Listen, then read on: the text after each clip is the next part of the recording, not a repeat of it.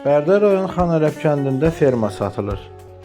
Fermanın ümumi sahəsi 30 hektardır.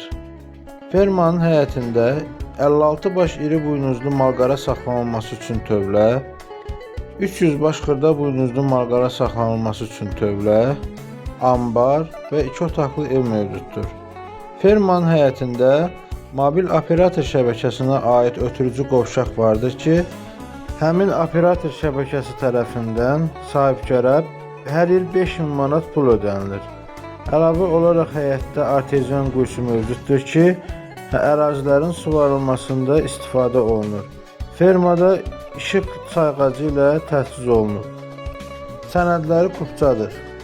Fermanın satış qiyməti razılaşma yolu ilə həyata keçirilir.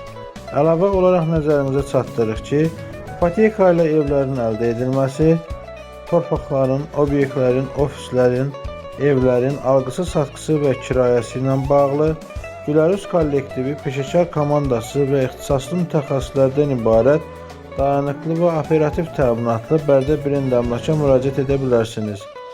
Yeni paylaşımlardan xəbərdar olmağı, gündəlik elanları izləmək üçün kanalımıza abunə olmağı, videoları bəyənib paylaşmağı unutmayın.